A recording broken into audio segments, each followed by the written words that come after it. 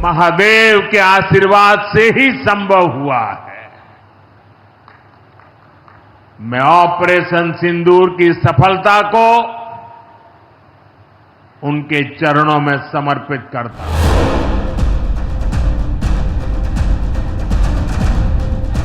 बड़ी खबर कश्मीर के कुलगाम से आ रही है, जहां सेना ने एक लोकल आतंकी को मार गिराया है। यह पुलवामा का रहने वाला था और लश्कर को ज्वाइन कर लिया था। इसका नाम हारिस नजीर डार था। आपको बता दूं कि अब तक एक हफ्ते में कुल 6 लश्कर के आतंकियों को सेना ने मौत के घाट उतार दिया है। सबसे पहले ऑपरेशन महादेव स्टार्ट हुआ, जिसमें सेना ने पहलगाम के दोषी तीनों आतंकियों को मार गिराया। जिसके बाद सेना ने बुधवार को पुंछ में ऑपरेशन शिव शक्ति शुरू किया, जिसमें 2 आतंकी ढेर किए गए। और आज कुलगाम में एक और आतंकियों को सेना ने जहन्नुम में पहुंचा दिया है। कुलगाम में अभी ऑपरेशन चल रहा है। हो सकता है कि अभी एक और आतंकी के मारे जाने की खबर सामने आ जाए। देर रात कुलगाम में यह एनकाउंटर शुरू हुआ था, जिसके बाद आज सुबह सेना ने हारिस नजीर डार को मार गिराया है। नमस्कार, मैं हिमांशु मिश्रा, स्वागत है आपका न्यूज 18 के डिजिटल प्लेटफॉर्म में। आज आपको इंडियन आर्मी के उन मिशन के बारे में बताएंगे जिसमें सेना ने टॉप कमांडरों को ढेर कर दिया है। सबसे पहले बात करेंगे ऑपरेशन महादेव की। गृह मंत्री अमित शाह ने इसकी जानकारी लोकसभा में दी थी कि कैसे 22 मई से यह ऑपरेशन शुरू किया गया था।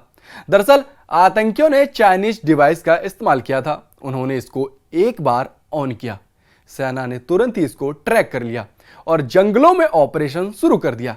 जिसके बाद जुलाई में आतंकियों ने यह डिवाइस ऑन की, क्योंकि तब तक उन्होंने ऑफ रखी थी। लेकिन आतंकियों को इसकी भनक नहीं लगी कि इंडियन आर्मी उनके पीछे 22 मई से ही नहीं, 22 अप्रैल से पीछे पड़ी हुई है। फिर क्या, इसके बाद ऑपरेशन महादेव में तीनों आतंकियों को ढेर कर दिया गया। लेकिन अब सबसे बड़ा सवाल था कि ये आतंकी पहलगाम के पीछे हैं या नहीं, इसकी पुष्टि कैसे की जाए। आपको पता होगा 2 लोकल्स आतंकियों को सपोर्ट करने के लिए एनआईए ने पकड़े थे। एनआईए ने उनको पूछताछ के बाद श्रीनगर जेल में शिफ्ट कर दिया था। तो जब यह एनकाउंटर खत्म हुआ ऑपरेशन महादेव, तो वहां से आतंकियों की जो तस्वीरें बरामद हुई उनको उन लोकल्स के पास भेजा गया और जानकारी ली गई कि ये वही आतंकी हैं या नहीं। तो उन्होंने भी इस बात को क्लियर किया कि ये वही आतंकी हैं। फिर उन 2 लोकल्स की मां से भी पूछताछ की, तो उसने भी क्लियर कर दिया कि हाँ, ये वही आतंकी हैं जो उस रात को हमारे यहाँ घर पे आए थे। उनसे भी पूछताछ हुई, क्लियर हो गया। लेकिन सबसे बड़ा सवाल यह है कि सबूत तो चाहिए था। लोगों ने कह दिया वो तो बात है ही, लेकिन एक ऐसी रिपोर्ट भी चाहिए थी जिसके दम पर सरकार दावा कर सके कि ये पहलगाम हमले में ही शामिल थे। फिर क्या, एनआईए ने जो कारतूस के खोखे बैसन घाटी से बरामद किए थे उनको चंडीगढ़ लैब में रखा गया था। फिर मारे गए आतंकियों की राइफल का उनसे मिलान हुआ, एफएसएल रिपोर्ट बनाई गई, जिसके बाद क्लियर हो गया कि ये वही आतंकी हैं जो पहलगाम हमले में शामिल थे। उनको मौत के घाट उतार दिया गया। लेकिन उसके बाद भी हमारी सेना रुकी नहीं। पुंछ में ऑपरेशन शिव शक्ति शुरू किया, 2 आतंकी मारे और कुलगाम में आज 1 आतंकी ढेर किया। कुल मिलाकर अब तक एक हफ्ते में 6 आतंकी ढेर किए जा चुके हैं। और भारत रुकेगा नहीं। जम्मू कश्मीर से आतंकियों का नामो निशान मिटाने के लिए सेना की कार्रवाई जारी है। और पड़ोसी पाकिस्तान भी कान खोलकर सुन ले, अगर वहां भी कुछ तैयारी चल रही है तो ऑपरेशन सिंदूर अभी भी जारी है। आज वाराणसी पहुंचे पीएम मोदी ने आतंकी देश और उनके पाले गए आतंकियों को जवाब दिया। पीएम मोदी ने कहा कि काशी के मेरे मालिकों, मैंने अपनी बेटियों के सिंदूर का बदला लेने का जो वचन लिया था वो आज पूरा हो गया है। ऑपरेशन सिंदूर की सफलता को महादेव के चरणों में मैं समर्पित करता हूं। उनकी वजह से ही ये सफल हुआ है। सामने जब आतंकवाद होता है तो हमारे महादेव रुद्र रूप धारण करते हैं।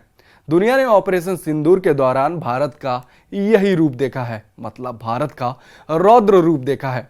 भारत पर जो वार करेगा वो पाताल में भी नहीं बचेगा। आपने वो तस्वीरें देखी कि कैसे ड्रोन मिसाइल ने सटीक वार करके आतंकी ठिकानों को खंडहर में तब्दील कर दिया।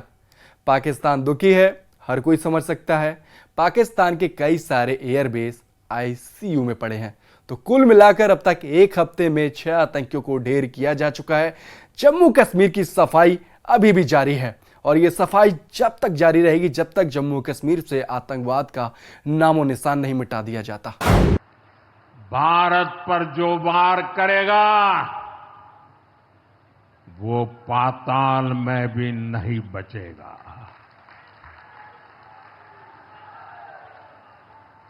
लेकिन भाइयों बहनों, दुर्भाग्य से ऑपरेशन सिंदूर की सफलता पर हमारे देश के कुछ लोगों को भी पेट में दर्द हो रहा है। ये कांग्रेस पार्टी और उनके चेले चपाटे, उनके दोस्त इस बात को पचा नहीं पा रहे कि भारत ने पाकिस्तान के आतंकी ठिकानों को तबाह कर दिया। मैं मेरे काशी के मालिकों से पूछना चाहता हूं, भारत की ताकत से आपको गर्व होता है कि नहीं होता है? ऑपरेशन सिंदूर से गर्व होता है कि नहीं होता है? आतंकियों के ठिकानों को नष्ट करने का आपको गर्व होता है कि नहीं होता है? साथियों, आपने वो तस्वीरें देखी होगी कैसे हमारे ड्रोन्स, हमारे मिसाइल्स ने सटीक वार करके आतंक के हेडक्वार्टर्स को खंडहर बना दिया। पाकिस्तान के कई सारे एयरबेस तो आज भी आईसीयू में पड़े हैं। पाकिस्तान दुखी है, ये तो सब कोई समझ सकता है, लेकिन पाकिस्तान का ये दुख कांग्रेस और सपा से सहन नहीं हो पा रहा। उधर आतंक का आकार होता है, इधर कांग्रेस सपा वाले आतंकियों की हालत को देखकर रोते हैं। यूपी के सांसद के नाते मुझे खुशी है कि वो ब्रह्मोस मिसाइलें हमारे यूपी में भी बनेगी।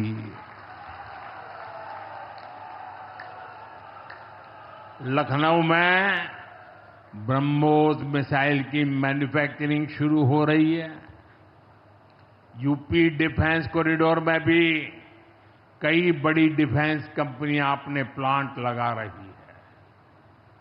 आने वाले समय में यूपी में बने हथियार, हिंदुस्तान के हर भाग में बने हथियार भारतीय सेनाओं की ताकत बनेंगे। मुझे साथियों बताइए, जब ये आत्मनिर्भर सैन्य शक्ति की बात सुनते हैं, आपको गर्व होता है कि नहीं होता है? जरा पूरी ताकत से हाथ ऊपर करके बताइए, आपको गर्व होता है कि नहीं होता है? गर्व होता है कि नहीं होता है? बोले हर हर महादेव। अगर पाकिस्तान ने फिर कोई पाप किया तो यूपी में बनी मिसाइलें आतंकियों को तबाह कर देगी।